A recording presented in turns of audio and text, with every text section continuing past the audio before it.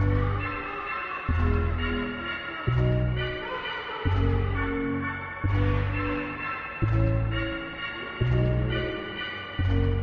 right, and welcome to Come Play With Us, Danny, the horror movie review podcast.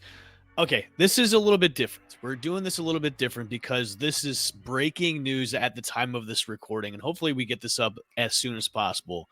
Mm-hmm. Instead of going in, hey, welcome back, everybody. It's myself and my sister Megan. Welcome back. If you haven't already, go to our YouTube page at Come Play With Us, Danny Show. Hit the subscribe and notification bell. Breaking news. You're way too excited. Because I knew it was going to come. I think we've had double breaking news tonight regarding the next installment of the Scream franchise. The first breaking news is kind of weird. It's kind of interesting. I don't know how they're going to do it, but just breaking news as we just started the show. Matthew Lilliard is confirmed for Scream. The next one, Scream 8. Is it Scream 7? I don't know. Scream 8. Scream 7. Scream 7. He is confirmed for Scream 7. Yes. I knew it. I knew it was coming. I predicted this. I am Nostradamus. I knew it was coming. Before we get into our discussion of the movies that we have in other news, let's start with this first, okay? Okay. Before Matthew Lilliard news. So it was confirmed about maybe an hour and a half ago, maybe 2 hours. Scott Foley is set to return for Scream 7. Don't know what role it is. Could be a flashback. It has to be. Could be a twin. Could be faked his death. I don't know how they're going to do that because Sidney shot him in the head. So he is confirmed back for Scream 7. Maybe Megan, I think this is what they're maybe going to do. I think they're going to just pull out all the stops for this installment.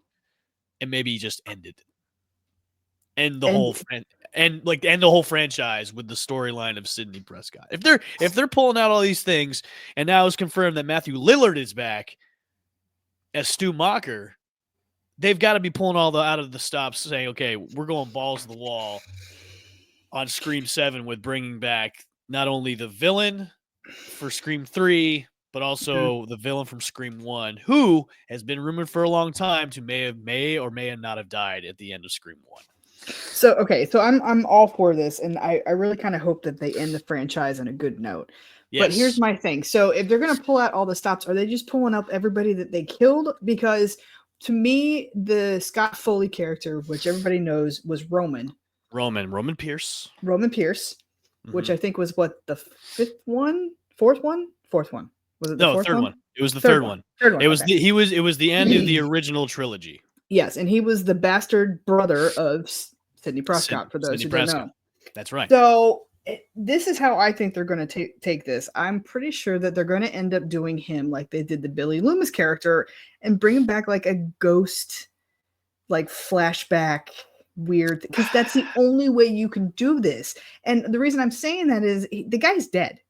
So unless there's no other way. You have to do him as a flashback.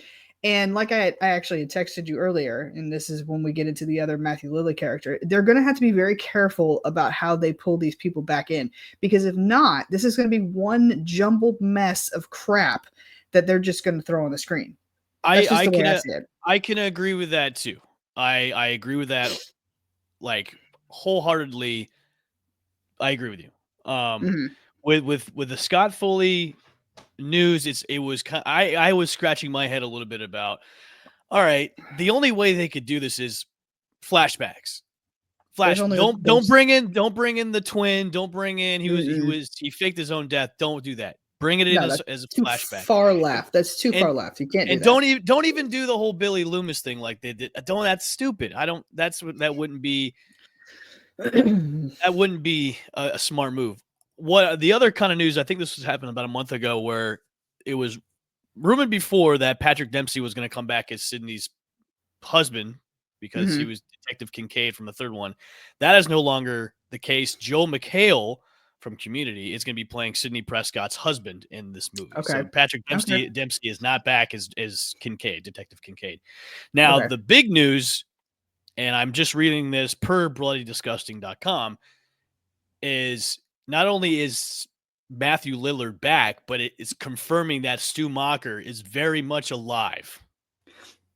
here's my theory, and I said this, and I pulled this off another poll site earlier when I texted you this.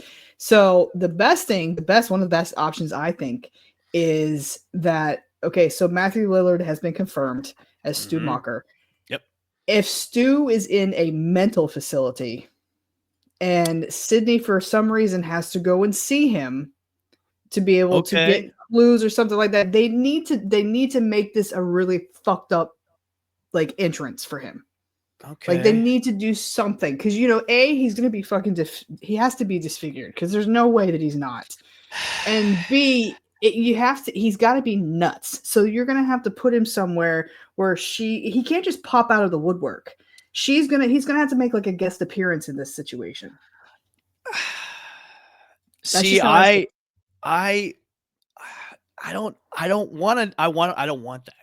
Why? I'd rather him kind of be the main guy, the main villain. Like I don't want him just popping out of nowhere. Yeah. Okay. So we've talked about this in length in our theories and past shows. We have done that. We've done that many, many times. Yes.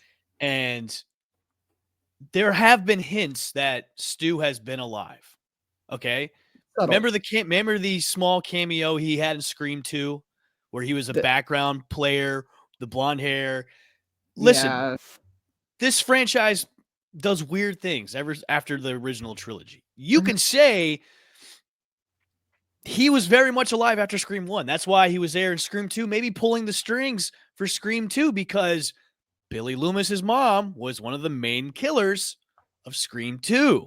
Okay. You could say Stu was in the background. They can explain it how, Stu went to Billy Loomis's mom. Somehow he got away after getting a TV smashed on his head, got in contact with Billy Loomis's mom, then introduced her to Mickey, like all this stuff, pulling the strings from behind, and then maybe reaching out to Scott Foley's character for Scream 3, even though he was saying he was the guy all along that was, put the thoughts in Billy's head about, Billy's dad was cheating on his mom.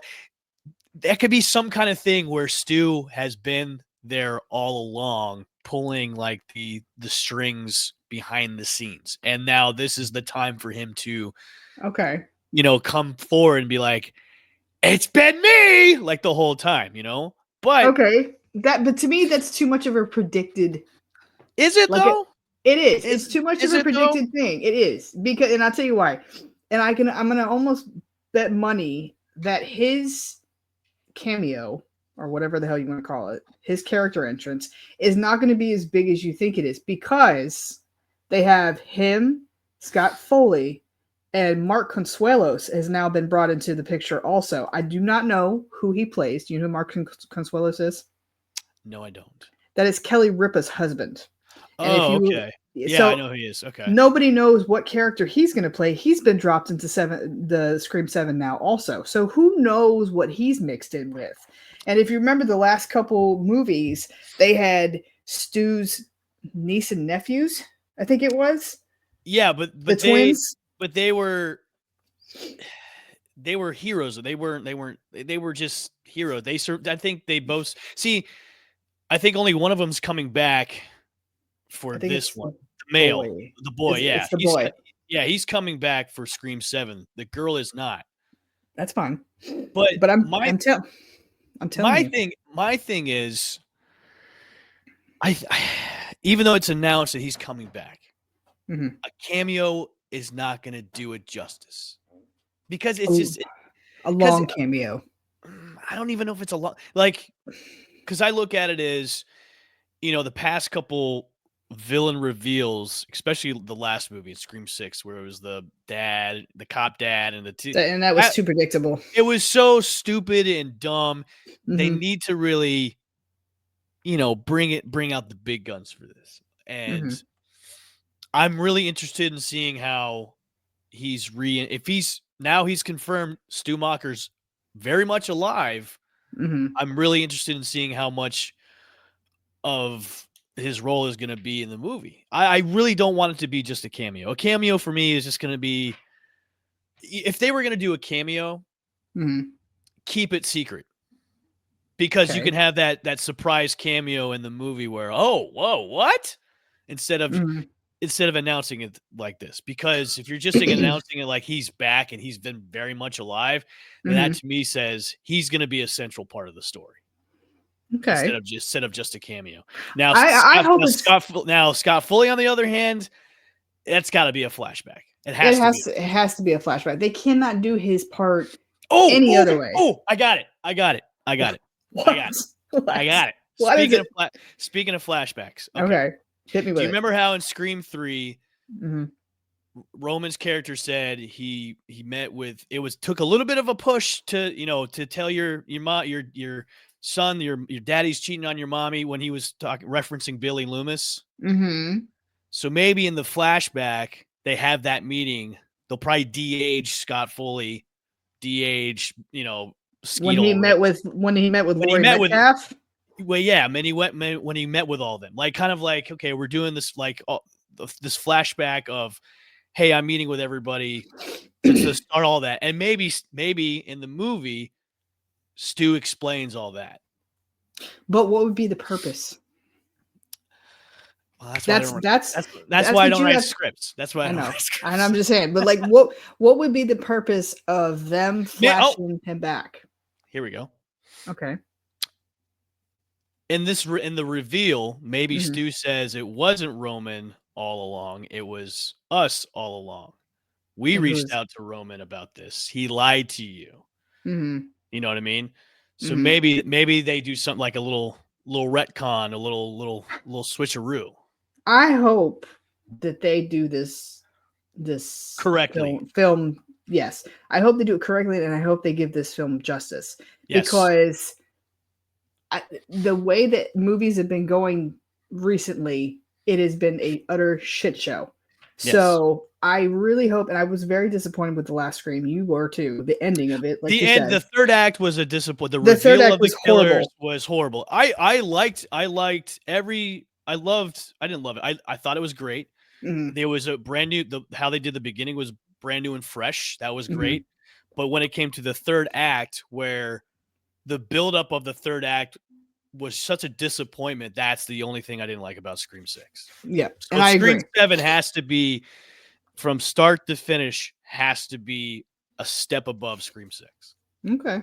And now you're bringing out past characters who are major players in the original trilogy. You can't F this up. You can't fuck this up. I hope not. I hope not, because this is going to be a huge disappointment, especially if they're trying to end the franchise like this. Then, I mean, they have to, because you can't go anywhere else but this last one. Like there's no way of you can't pull any more characters out of the woodwork. There's nobody else that you can do. Like this is going to be it. Let it be it. Like, and that's it. So I'm fine with that. As long as they come with it, I'm perfectly fine.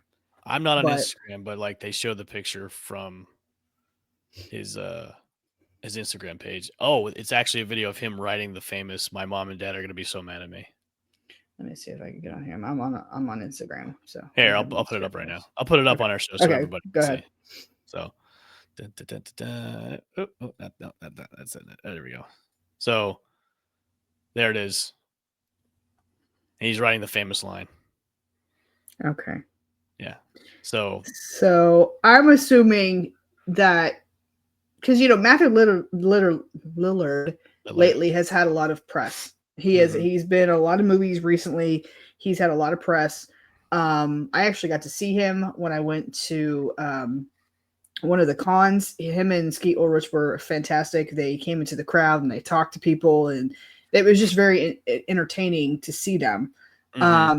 So I don't know. He could be a main character. It's getting a lot of positive feedback from this. It is. Yeah. So we'll see. We'll see. I can't wait. This makes me so happy. You got to wear your Stu shirt that I will. Now. This makes me so happy. I knew it. Megan, honestly, I knew it was coming. I know. I knew it was coming because they took going to take my idea that I had a few eons ago on the show about him coming back. And so I'm actually looking at Bloody Disgusting now that's been posted on Instagram, and the people's responses to this it ranges. Somebody said, "Wait, what? Another flashback, or is he really alive?" Someone said, "Best news ever." Someone said they're throwing everything, including the kitchen sink, into this now. It's ridiculous how overstuffed this movie is already. I don't think it's gonna be overstuffed though. Somebody says that they're gonna bring Emma Roberts back. I don't know. No, don't do that. Here you go. Here's somebody that has the same idea as yours. I'm guessing we might see how Roman approached Billy and Stu originally. Yeah. I think that's one thing they're probably going to do in this movie is they'll have that flashback of the meeting. Of the meeting, because it was only said about in Scream 3. So if how movies like to do like flashbacks and yeah. I think that's how it's gonna, because you didn't really get a clear understanding about the motive in Scream 1. Like, yeah, his mom was cheating. Billy Loomis's mom was cheating on his dad, and that made Billy go crazy and stuff like that. But to kind of really peel back the onion on it would be kind of cool to be like, okay, this is how they met. This is how the whole thing transpired. Everybody's really upset because they actually announced it. I'm reading this and people are pissed. They're like, why would you spoil such a thing? They wanted it to keep it a surprise. It's hype. I mean, I know it's most definitely hype. Yeah. I'm so excited. I know you are. We'll have to make a date to actually go see this together. Yes. If we're gonna do this, I'll bring Nyla. She likes it too, so we'll bring. That's fine. We'll bring That's your niece. That's fine. Yes, that'll be great. I can't wait. Now your evening has been made, hasn't it? Well, reading the Scott Foley news was kind of like, okay, that's interesting. And then as soon as it got on Bloody Disgusting during the show, it's like, what? It's like a mixtape album drop. God, this shows how old we are. That the Scott Foley news was, when I saw that earlier, I was like, all right, that's fine. Again, this is going to be another, Skeet Ulrich weird makeup flashback situation to me from the last movie, which again, I think that they were reaching by bringing him back. Yeah. But, I think that's the only thing you can do with Scott Foley's character is just it's a flashback, because if you're going to do it as, oh, he's got a twin brother, oh, he faked his death, that's too stupid. That's too reaching. You're reaching too much and nobody's going to believe it and everybody's going to think it's stupid. So that's dumb. Flashback is the only thing. That's okay. Flashback. Right. Okay. Where do we go from here now? I don't know. That was a great intro. All right. Well, here you go. So, ladies and gentlemen, for those who have not seen us in a while, it's almost been a year since we actually been back on. It's been a few months. We did a show a few months ago. Did we? Yeah. What was the last one we did? I feel like it hasn't been more than that. We did a show a few months ago. Okay. Well, it's been a while since we have been on. And I think Evan and I have agreed maybe to do this thing a lot more regularly now. So we're going to do Thursday nights with us. We'll be banging out some stuff, especially going into the current year. I think everybody needs a little bit of takeaway from the crap that's going on as it is. So if you're tired of hearing the regular news, please pop on and listen to us. I know we could be a little monotonous sometimes, but I promise that I'm going to do my duty and get us a little more publicized this year. So hopefully we'll be reaching out to different people in different places. You said duty. I said duty, yes. You said this year we'll be going to Halloween Horror Nights again, and I hopefully going to be broadcasting live from there if we can. They have actually moved up the dates of Halloween Horror Nights. It's now August 29th through November 1st. Wow. Fair warning. Do not go anytime but October, because last year we went in September and we almost died of heat exhaustion.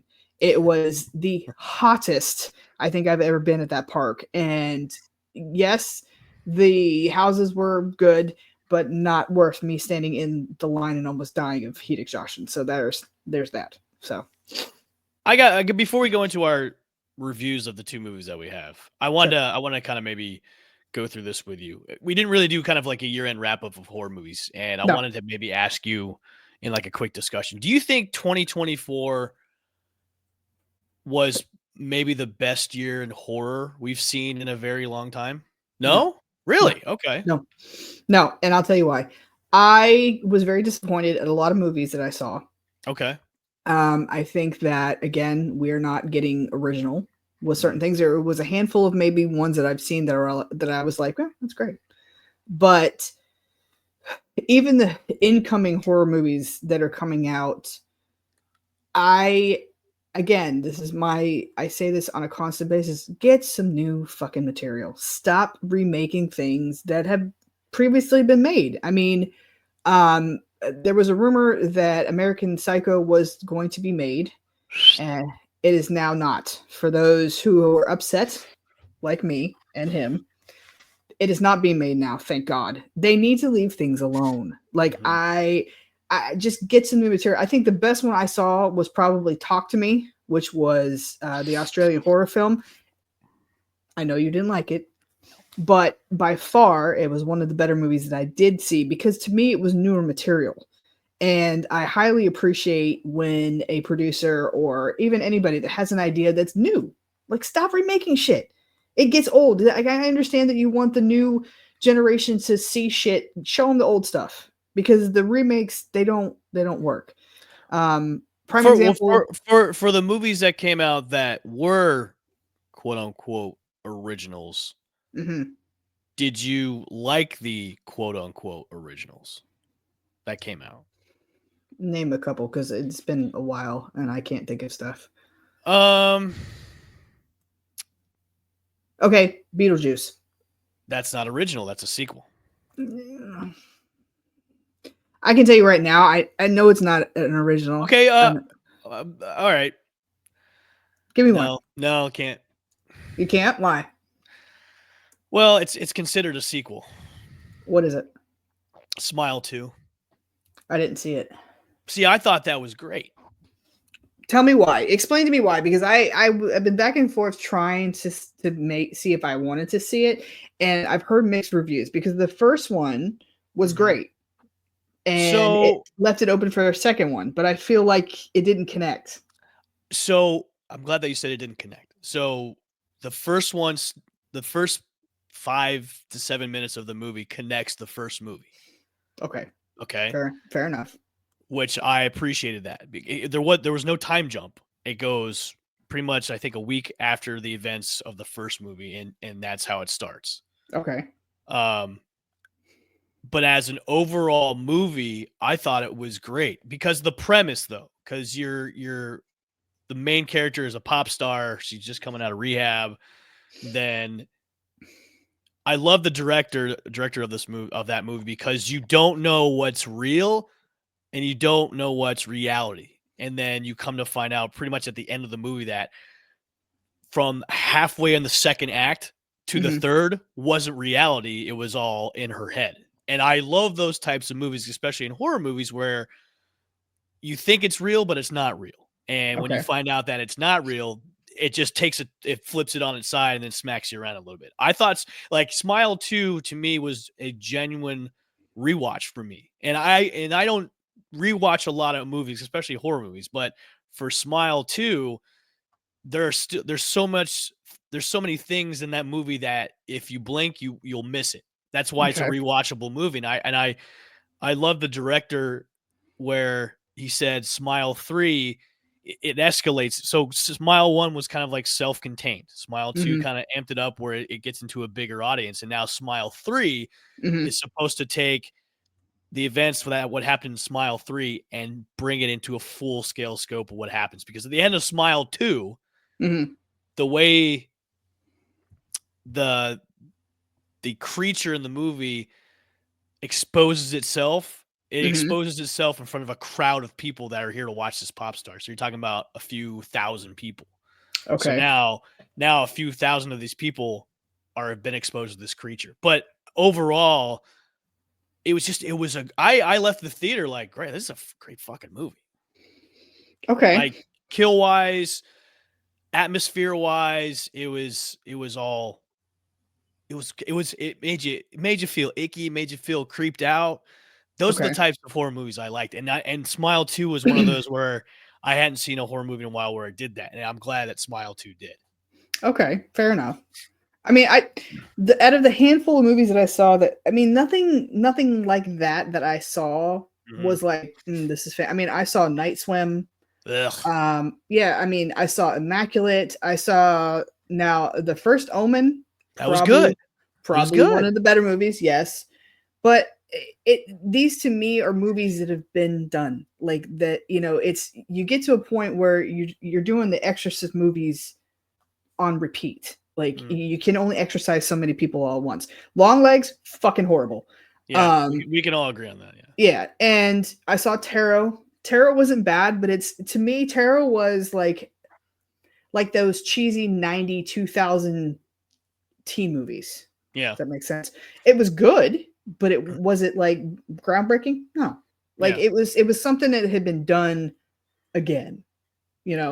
So I just I want somebody to come up with something original. Like I want somebody to come up with something where I'm like in a Sinister type of movie okay. Yeah, where it makes you feel fucking uneasy and gross.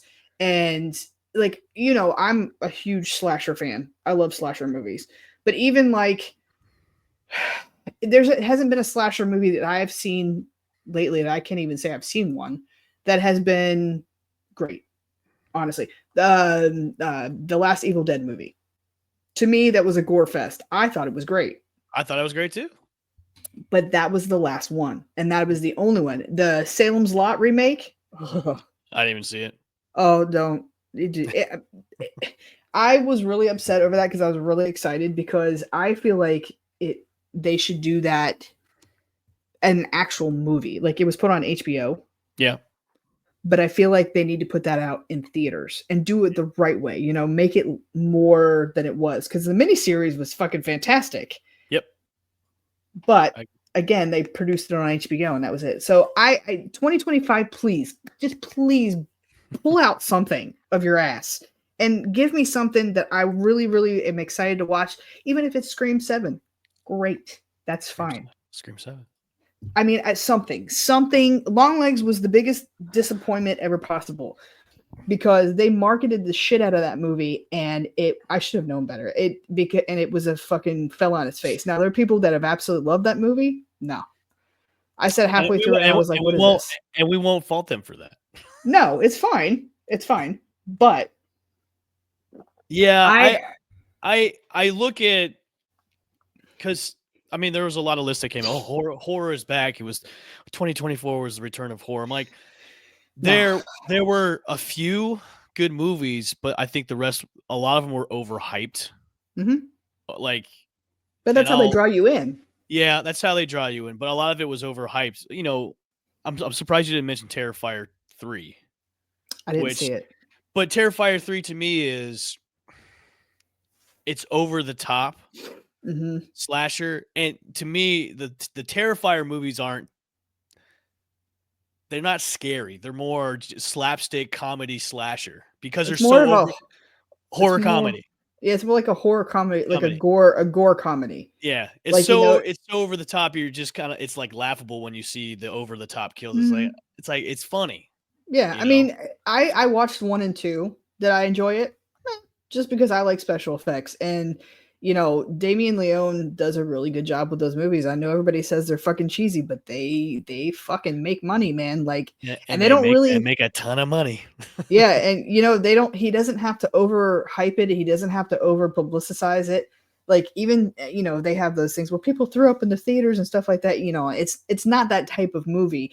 It's that type of movie where it's gore, but it's like watching an old Toxic Avenger type of movie. That's what I relate. That's what I relate to. Which is getting remade. Yes, I know. Yeah, which is fine. Remake that, but there'll be nothing as good as the old Toxic Avenger movies. Like those are classics.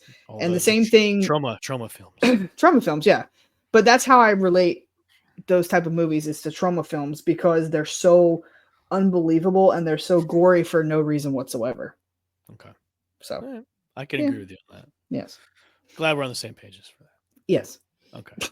All right, let's get into reviews. Do you want to do yours first and I'll do mine, or do you want me to do mine first? We have 2 different. You know what? Actually, before we do that, there's one movie that's coming out next month. Mm-hmm. I don't know if you've seen the trailer for it yet. It's Hard Eyes.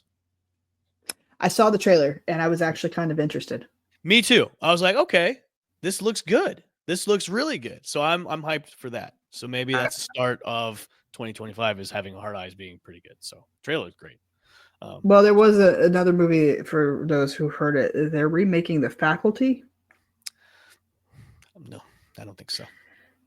They are. No. I can tell you that I am highly disappointed. Is it gonna be a high school that's woke? I don't fucking know what they're gonna do. I don't know how they're gonna do. This is another movie where they don't need to touch.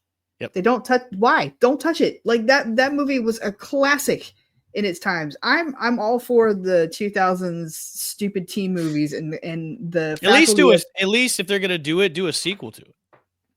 Yeah, do a sequel to the Faculty. But this is what 20 something years later, and you're trying to redo this movie. It's like it's like trying to redo Disturbing Behavior.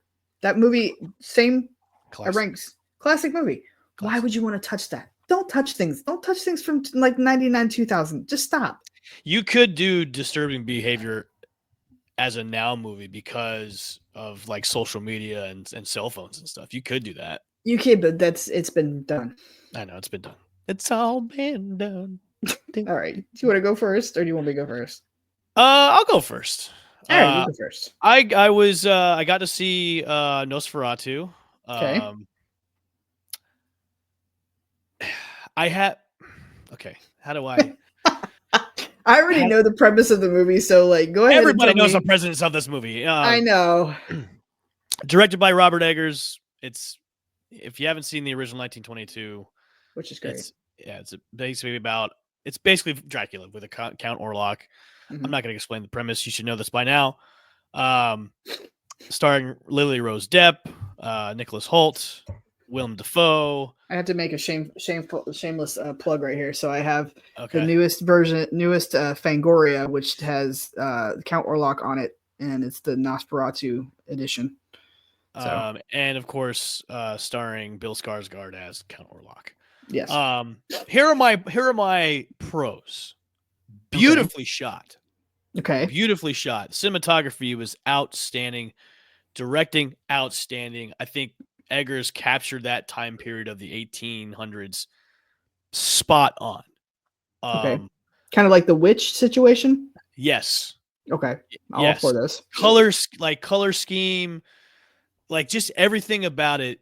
You were transported back into the 1800s in Europe, and it was just shot unbelievable. And Eggers is known for that, especially with different colors when it comes to different parts of the movies and everything, which is fantastic too. Mm-hmm. Performances, 10s out of 10s. Lily Rose Depp, how she's not nominated for an award for her portrayal in this movie. Mm-hmm. I've only seen her in that show on HBO where she played the pop star and all that, and I know that was panned and everything. But she knocked this out of the park for her role in this movie. And always Willem Dafoe knocking it out of the park. Nicholas Hoult was great. Mm-hmm. Skarsgård is the man. The movie to me wasn't full out horror. There are jump scares in it. There are some horror elements to it. I thought it was going to be scarier. Mm-hmm. To me, it was more like a horror romantic. Suspense? No, it was a horror romantic film. And I say that because, the premise of the movie was Count Orlok, connected with this young girl. And then when he finds her again there, he wants to reconnect and he'll do anything he can to get this woman. And, the movie started off as, I thought this was going to be like, oh yeah, this is going to be vampire horror. When Nicholas Holt's character goes to the castle and meets Count Orlok for the first time, just the creepiness of him going into that castle. Like, I was like, man, this is going to be good. This is going to be great. And then it was almost like a beautiful crescendo of horror, but into almost like a beautiful love story by the time the movie was over. Okay. My only really letdown was it wasn't scary enough. That's my only real letdown was it wasn't scary enough. I think everything else was great. Robert, I was a little for that though. And I was when they revealed Count Orlok. I was Irritated? Not irritated. I wasn't put off because he does have a mustache. Okay, Count Orlok has a mustache, and I when you know. think of Count Orlok in the original 1922 There's no film, mustache. there's no mustache. He looks more like a Like right over your shoulder on right, the yeah, left-hand side. right there. If you guys can see it in the last panel, right there, he looks like just a creature of the unknown. In this film, he is a undead count. He was a human being at one point, so there is he's still a creature of the night, but there's still like elements of he was a human. And the more and more I see behind the scenes footage and pictures of it, I'm like, you know what? The mustache isn't that bad. It's not that bad. Okay. Makeup overall was fantastic too. The way the voice, I don't know how he does the voice. He does voices. I don't Skarsgård know is how really good for voices. the voice he does for Count Orlok was. Well, I was like, that can't be him. There's no way they must have used some effects on his voice because it is just a guttural, like down low, really creepy voice. Do you have a clip of it or no? Let me see if I can find one. I know that there was discussion on so I talked to a couple people that have seen it and they were kind of disappointed in the way that Orlok looked because most people were going back to the older film, the original one, yeah, the original one, and then there was another one that was made with my God, what is it? What was his name? know it. I think it was in the 70s they remade it. Yeah. No, there was another one that was remade with oh my God, I'm blanking out here. It wasn't called. I'm blanking out here. It wasn't called Nosferatu. It was called Nosferatu the Vampire. No, but there was another one that was made after that was in the 90s, 80s, 90s, 2000s. Are you talking about Shadow of the Vampire? Shadow of the Vampire, yes. Yeah, that was the movie it was the movie that was the behind the scenes of making the movie. Nosferatu. Yes. And to me that's what I relate that to. And and the discussion I heard was it was very off-putting to see the mustache. Because to them it looked like he was a soldier. No, he was. No, it was just you're expecting to look like that, and then you get this giant mustache. on a sunken eye person. You know. Yeah, I can see where there's some complaints about that, but and the prosthetic penis was another thing. Yeah. Yes. But to me overall, after I processed the movie, it worked. Okay. It worked. Okay. It just worked. But overall, like it was to me, I was disappointed because going in again, we talked about this at the beginning of the show. The marketing was great for the film as, it's the most terrifying thing you've ever seen. It's like, it wasn't really terrifying. It was uncomfortable. No, the only uncomfortable part I would say is when he was sucking the blood out of people. He wouldn't do it out of their necks. He would do it out of their chest.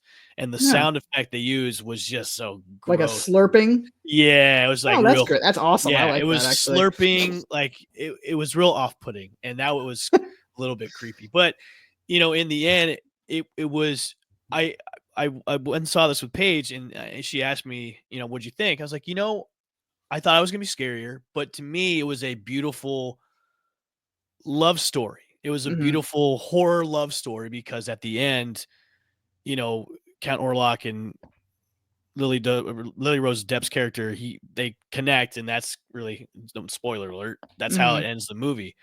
And at the end, it was like a beautiful scene how they connect, and he is finally released of being, a vampire and everything. So it wasn't the most terrifying thing I've ever seen, but it was a beautiful horror movie. Well, also Eggers he's not known for like a gore fest on any of his movies.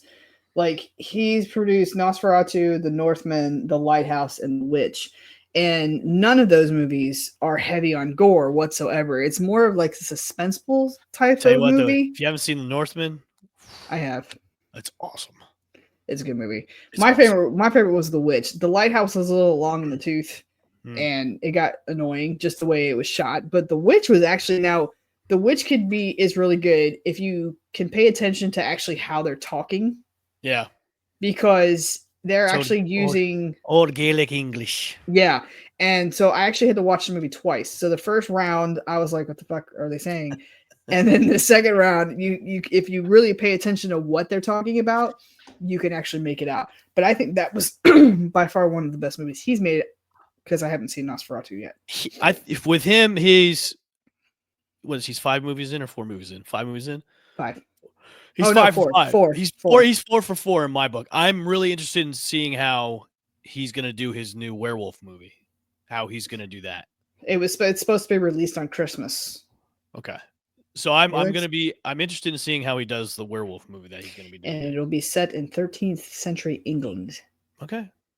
I'm okay with that. Eggers to me is a great filmmaker. He really takes a lot of elements from old movie making and really makes it his own.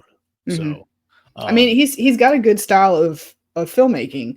Yeah. I mean, there's some filmmakers that will try to do that grimy, weird, movie. Like Bram Stoker's Dracula was probably the last one I saw that was actually set in that type of era that was done correctly. So for him to be able to do this type of movie in that type of era, because there's a lot of people that can fuck that up, and like you look at it and you're like, what am I watching?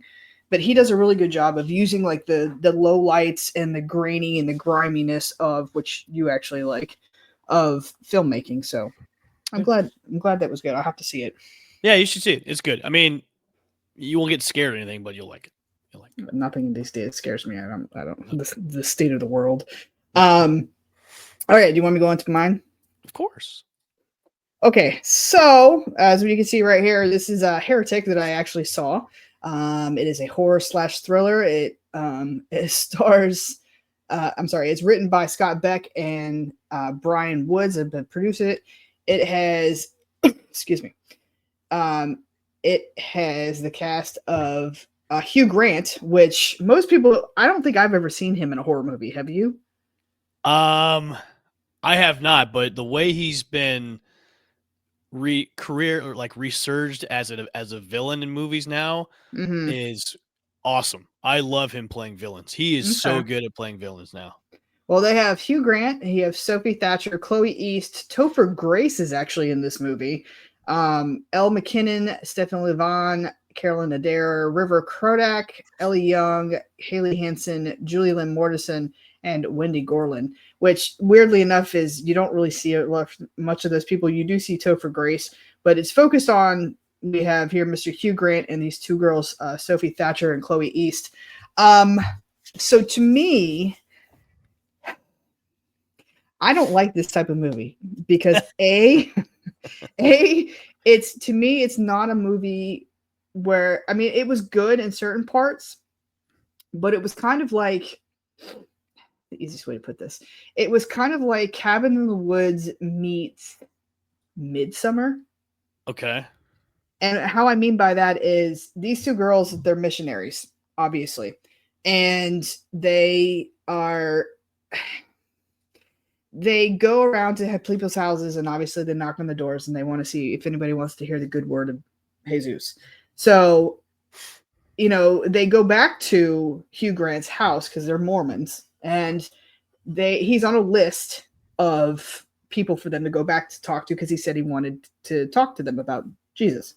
So, so they go back to the house. When they walk in the door, the door locks behind them. So, in a sense, you're like, well, what the fuck? Now they have to figure out how to get out of the house. And the whole time he's not mean to them. He's not yelling at them. He doesn't cause any type of alarm other than the fact that he keeps lying that his wife is in the kitchen. And if anybody knows anything about Mormons, to enter somebody's house, they have to have 2 people in the room. And it has to be the wife and the husband.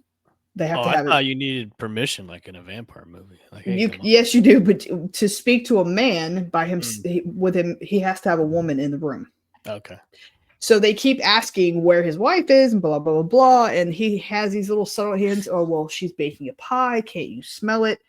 And it's kind of, you have to pay attention to the scenes in the movie because there's little things, if you don't, you'll miss it. Like the whole scene where he says that his wife is baking a blueberry pie, can't you smell it? He walks into the room and lights a blueberry pie candle to make it seem like she's baking in the kitchen. So it's kind of like I said, it's a cat and mouse situation. The girls have to get out of the house because he tells them that the front door is on a timer, and now the door won't open until the morning, basically. So he gives them options to go down these two doors, and the two doors lead to the same area. So long story short, I don't know if you'll end up seeing it. He ends up dying in the movie. Okay. The blonde hair girl, the dark hair girl, she ends up dying. It is kind of gory at one point, but at the same time, it's kind of like it was more religious to me than anything, because he kept throwing all these theories in line, but the whole time he was like sweet as pie to both the girls. He just wanted them to figure out how the fuck to get out of the house. Gotcha. So again, marketing for this movie was way off. Way off. And I know that it was going to be way off. Would I consider this a horror movie? No. Okay. More like a thriller. More like a thriller. Were there gory scenes? Maybe 2. Mm-hmm. If that. There's one scene basically where the other blonde hair girl goes, and he's got women kept in cages. Okay. And they're there because he's trying to prove a point, basically. And they were there because they wanted to be. Like, it was just one of those movies where you have to really pay attention to the movie, and it's not one of my things. My wife loves it. Leah loves this type of movies. She was all into it. Yeah. But I definitely would not say it was a horror movie. I would say it was more of a thriller. And I don't even know if this was rated R. I think it was. Was it rated R? How was Hugh Grant as a villain? I've heard he's been just killing it. He makes a good villain because he's not violent. He's not overly violent. He's one of those guys that you really need to watch out for, if that makes sense. It does. Like he has the long legs persona, like Nicolas Cage's persona in Long Legs. Oh, please don't go there. I know, but he's tell your mama, your daddy. I can't. He has like that type of creepy persona, but it's more of like, I'm still trying to be like your friend type of situation. Okay. He's, like I said, he's not violent by any standards. He's one of those, I need you to figure shit out type of villains. Does that make sense? It does make sense. Yeah. So he's a great actor. I just didn't care for the movie. Okay. It's just not something I'd want to see again. Well, we'll end the show on a couple of movie news, which are kind of tied together, even though we started off the movie with some breaking news. Mm-hmm. Terrifier 4 is a go. Damien Leone celebrated not only his birthday today, but also presented the first draft for Terrifier 4. Happy birthday. Happy birthday. He has stated that Terrifier 4 will have the origin story of Art the Clown in it, as well as concluding the story of Terrifier. So it's going to be the last one and show you how Art the Clown came to be. This means I'm going to have to see 3. Yeah, you need to see 3. I saw 3. I'll have to see 3. Yeah. 3's, I mean, again, it's over the top. It always is. It's fine. Yeah. I mean, I knew that from the first moment I watched the first one. Like, it just progressively gets worse. Yeah. Yeah, it does. But I mean, it's like we talked about before. It's, it's over. It's like, it's a horror comedy to me. It makes money. That's the thing, is it makes money. And those type of movies make money. I'm psyched that they're going to have an origin story for Art the Clown. I think we all will kind of know why. We all want to know why Art the Clown is the way he is. I want to know. Yeah, and if he's actually a real person. Yeah, I want to know why Art the Clown is the way. I want to know what functions in that brain, why he became a clown like that. Because most movies don't explain why the villain is the way he is. Most films don't have a backstory, and especially somebody like Art the Clown, there's never a backstory to those people. Right. Exactly. So I'm excited for that. So, speaking of David Howard Thornton, I don't know if you've seen it just yet. He's actually Willie. No. No. So it's a 13-minute fan film called Joker's Wild. David Howard Thornton is taking on the role as the Joker. I did see pictures of that. Yeah. So it's on YouTube right now. It's 13 minutes long. It takes the storyline from A Death in the Family, which, if you all know that storyline, is where Joker kills the Robin character in the comic book storyline, the Jason Todd Robin in Batman. So if you go on, he plays the Joker. Lots of prosthetics going on. I'm Joker. Sure. Mm-hmm. But I started to watch it. It's pretty good. It's not that bad. Okay. So if you go on to YouTube and just search Joker's Wild, check it out. It's pretty good. It's more of a it's a very gory take on this. So it's okay. Check it out. So well, I think that's it. This for us tonight on the show. We did a lot. I mean, we did a lot. Broke some news. Yes. Some exciting news coming up. So thanks for joining in, everybody. If you didn't catch us on the start of the show, make sure to go to our YouTube page, hit the subscribe and notification bell at Come Play With Us Danny Show. We will be coming at you every Thursday night with brand new episodes. Obviously, they'll be dropped Thursday nights for your viewing pleasure. Yes. Make sure to subscribe.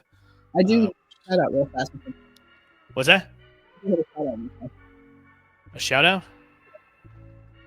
I want to shout out to they are based out of Ireland. I probably won't reach anybody, but they are fantastic with all their horror memorabilia that you could buy online. So thelasttoystore.com. All right. Well, for myself and Megan, we'll see you guys later on Come Play With Us Danny, the horror movie review and news show. See ya. Bye-bye.